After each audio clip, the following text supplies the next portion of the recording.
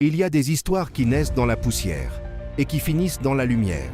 Celle de Karim est l'une d'elles. Karim avait 7 ans quand il a compris, pour la première fois, ce que signifiait le mot « manque ». Pas le manque d'un jouet, ni celui d'un dessert.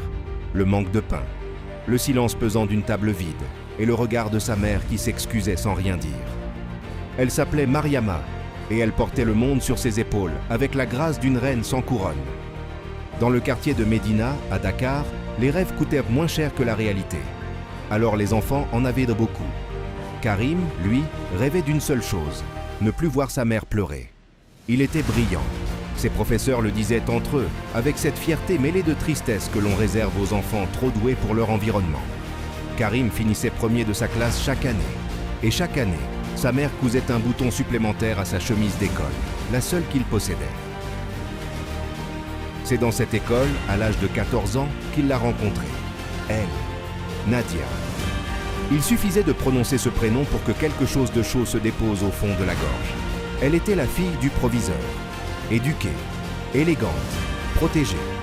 Un monde séparait leurs deux univers, et pourtant, leurs regards se sont croisés un matin de novembre, sous l'acacia de la cour. Elle lisait Victor Hugo. Il faisait semblant de ne pas la regarder. Ils ont commencé à se parler. D'abord de livres, puis de rêves, puis de tout, de rien, de l'avenir. Nadia voulait devenir médecin. Karim voulait construire des maisons, de vraies maisons, pas des baraques en tôle.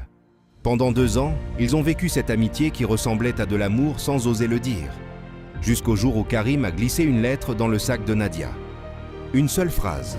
« Je ne suis rien encore. Mais pourtant je deviendrai quelqu'un. » Mais le père de Nadia a découvert leur correspondance. Et ce soir-là, dans le bureau silencieux du proviseur, Karim a entendu des mots qui lui ont déchiré la poitrine. « Tu n'es pas fait pour elle. Les pauvres rêvent, mais ils n'arrivent nulle part. » Karim est rentré chez lui à pied, 5 km sous la pluie.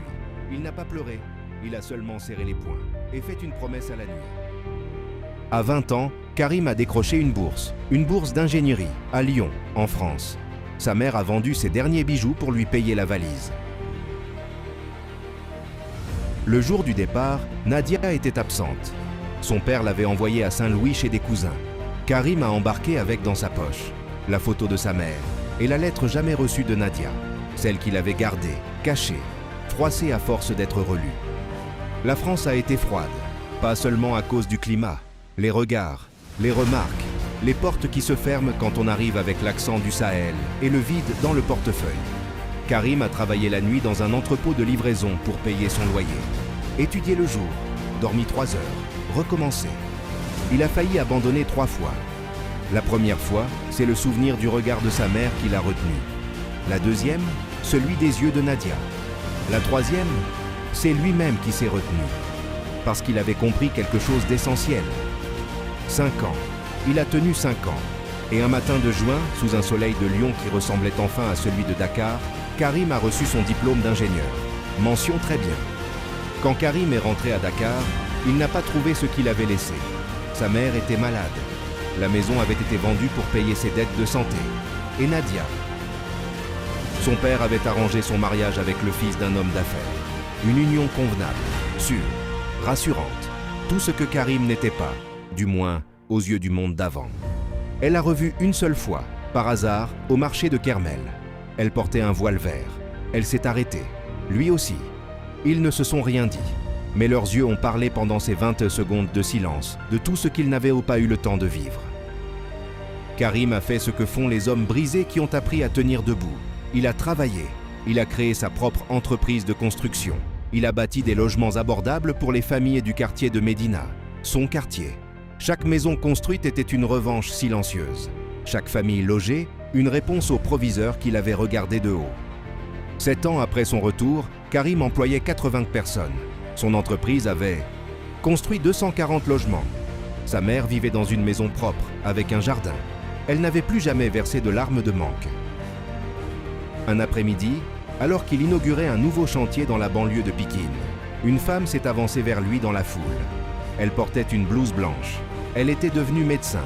Malgré tout, malgré son père, malgré le mariage arrangé qui avait fini par s'effondrer 2 ans plus tôt. Elle tenait une enveloppe dans la main. Il a reconnu l'écriture.